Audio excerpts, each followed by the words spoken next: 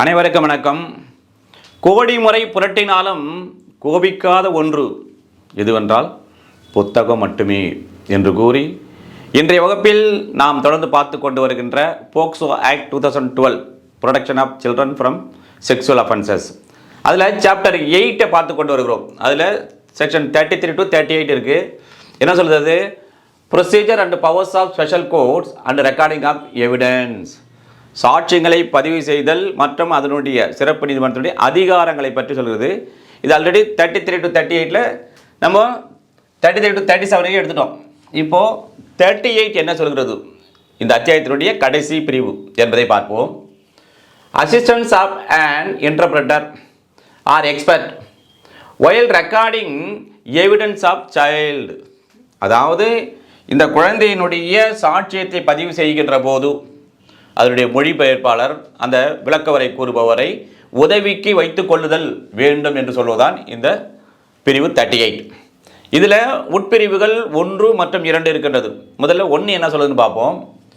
wherever necessary the court may take the assistance of a translator or interpreter having such qualifications, தகுதிகள், experience, அனுபவம், on payment of such fees as may be prescribed, குறித்துரைக்கப்பட்டிருக்கின்ற while recording the evidence of the child. இப்போ வழக்கம் போல் நாம் இதை ஒரு பட விளக்கத்தோடு பார்த்தோம்னா நமக்கு ஈஸியாகவும் புரியும், அது மெமரியில் அப்படியே இருக்கும். இப்போது இந்த நீதிமன்றம் இருக்கின்றது, ஃபாஸ்டாக் நீதிமன்றம், மகிழா நீதிமன்றம் வச்சுக்கல. இந்த நீதிமன்றத்திலே இந்த குழந்தையினுடைய சாட்சியம் எடுக்க வேண்டி இருக்கின்றது. அப்பொழுது இந்த குழந்தை என்ன பேசுது, என்ன சொல்லுதுன்னு புரியாது இருக்கின்ற போது ஒரு டிரான்ஸ்லேட்டர், மொழிபெயர்ப்பாளர் அல்லது இன்டர்பிரட்டர் தேவைப்படுகின்ற போது அவர் இந்த எக்ஸ்பர்ட் இருக்கார், இவர் இருக்கார் என்றால் இவருடைய உதவி இந்த குழந்தையின் சாட்சியம் தேவைப்படுகிறது.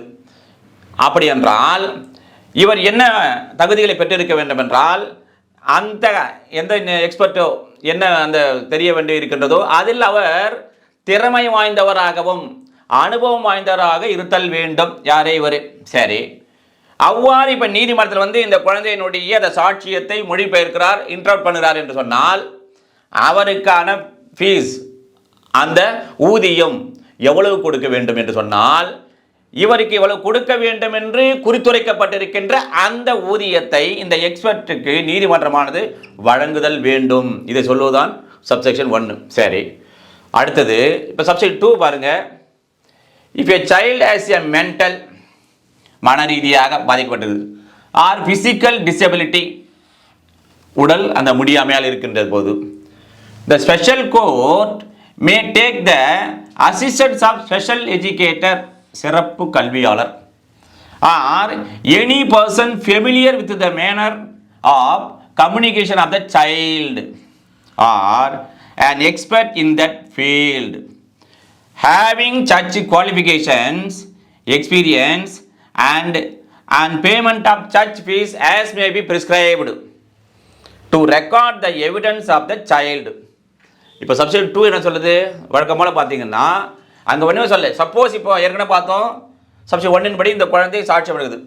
இப்போ இவ்வாறு இந்த குழந்தையை நீதிமன்றத்தில் விசாரிக்கப்படுகின்ற அந்த குழந்தையானது எவ்வாறு இருக்குது சொன்னால் மன ரீதியாக அல்லது உடல் ரீதியாக முடியாமையாக இருக்கின்ற போது சிறப்பு நீதிமன்றமானது யாருடைய உதவி பெற்றுக்கொள்ளுதல் வேண்டும் என்று சொன்னால் அதனுடைய சிறப்பு கல்வியாளர் இருப்பார்ல, அந்த சிறப்பு கல்வியாளரையோ அல்லது அதிலே புகழ்வாழ்ந்த என்ன தேவைப்படுகிறதோ அந்த நீதிமன்றத்தில் அவ்வாறு அந்த குழந்தையினுடைய சாட்சியத்தை எடுப்பதற்காக அதில் அவர் மிகவும் புகழ் வாழ்ந்தவராக இருத்தல் வேண்டும் என்று சொல்லுகிறது.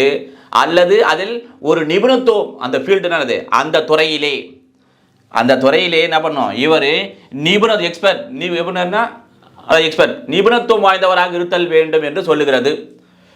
அதே போன்று அத்தகைய தகுதிகளையும் அனுபவங்களையும் பெற்றிருத்தல் வேண்டும். சரி, இவர் இப்போ நீதிமன்றத்தில் இவ்வாறு இந்த மென்டல், அதாவது மன ரீதியாகவோ உடல் ரீதியாக பாதிக்கப்பட்ட குழந்தைக்கு இவ்வாறு அவர் சாட்சியம் அளிப்பதற்கு என்னென்ன விஷயமா சொல்லிட்டாரு. அவருக்கான ஊதியத்தை யார் கொடுத்தல் வேண்டும், எவ்வளவு கொடுத்தல் வேண்டும் என்றால் நீதிமன்றம் கொடுத்தல் வேண்டும். எவ்வளவு என்று குறிப்பிட்டிருக்குதா? இல்லை.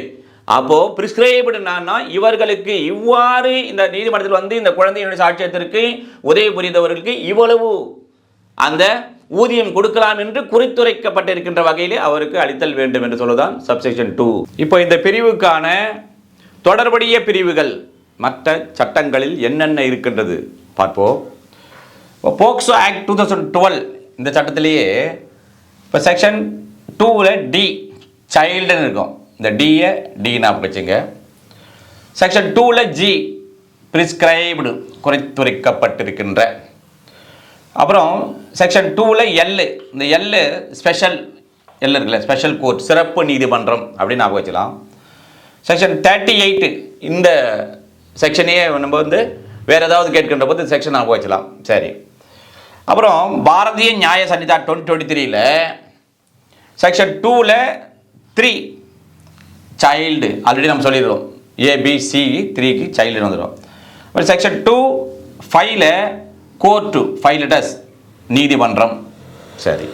அடுத்து பார்த்தீங்கன்னா சிவில் ப்ரொசீஜர் கோடு 1908ல் செக்ஷன் 2ல் 16ல் சொல்லியிருப்பாங்க. அதாவது பிரிஸ்கிரைப்டு குறித்துரைக்கப்பட்டிருக்கின்றவாறு. அதேமாதிரி செக்ஷன் 2ல் 17ல் டி ஆர் டு இன்டர்பிரேட் அந்த நீதிமுறை நடைமுறைகளை வந்து இன்டர்பிரேட் செய்யலாம் என்று அங்கே சொல்லப்பட்டிருக்கும். அடுத்து பாரதிய சாட்சி அதிநியம் 2023ல் செக்ஷன் 21A கோர்ட் அதாவது முதல்ல நீதிமன்றம் சாட்சி சொல்லணும்னா வேணும் ஏவில் ஃபஸ்ட்டு நீதிமன்றம் தேவை. அப்போ இப்படி ஞாபகம் வச்சலாம் ஏவுக்கு நீதிமன்றம். செக்ஷன் 21E ஈனா அப்படியே எவிடன்ஸ் சாட்சியம் இந்த ஞாபகம் வச்சுங்க. செக்ஷன் 39 இந்த 9 வந்து பியா வச்சுக்கோ ஒப்பீனியன் ஆஃப் எக்ஸ்பர்ட் இருக்குல்ல அந்த நிபுணத்துவனுடைய கருத்துரை. சரி.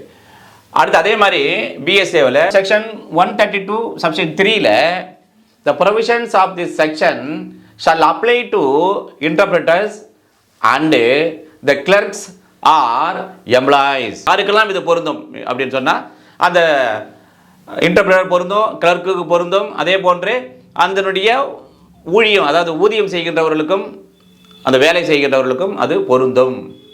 அடுத்து கிரிமினல் ரூல்ஸ் ஆஃப் ப்ராக்டிஸ் 2019ல் சாப்டர் 9ல் என்னென்ன ரூல்களில் இது சொல்லப்பட்டிருக்கிறது விதிகளில் சொல்லப்பட்டிருக்கிறது சொன்னால் ரூல் 38ல் form of oath by interpreter எவ்வாறு அந்த ஆணை உறுதிமொழி எடுத்துக்கொள்ளுதல் வேண்டும் என்பது சொல்லியிருக்கோம்.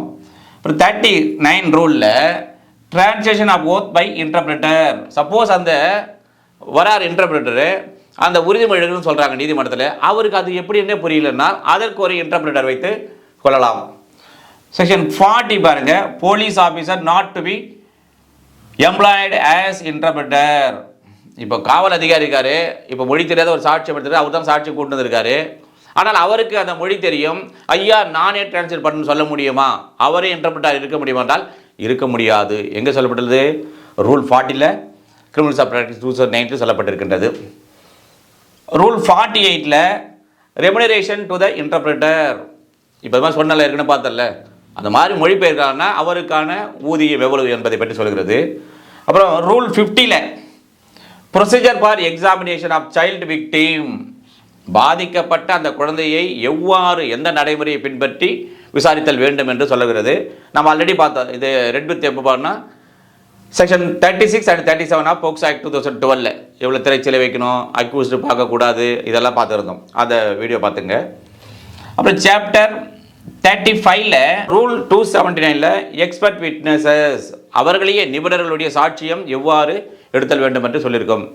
இவ்வாறாக நீங்கள் படிக்கின்ற ஒவ்வொரு பிரிவுக்கும் அதனுடைய தொடர்புடைய பிரிவுகள் எந்தெந்த சட்டத்தில் எந்தெந்த பிரிவுகள் சொல்லப்பட்டிருக்கின்றது என்பதை பற்றியும் சேர்த்து படித்தால் அது நமக்கு மிகவும் பயனுள்ளதாக இருக்கும் என்று கூறி அடுத்ததில் சந்திப்போம். நன்றி, வணக்கம்.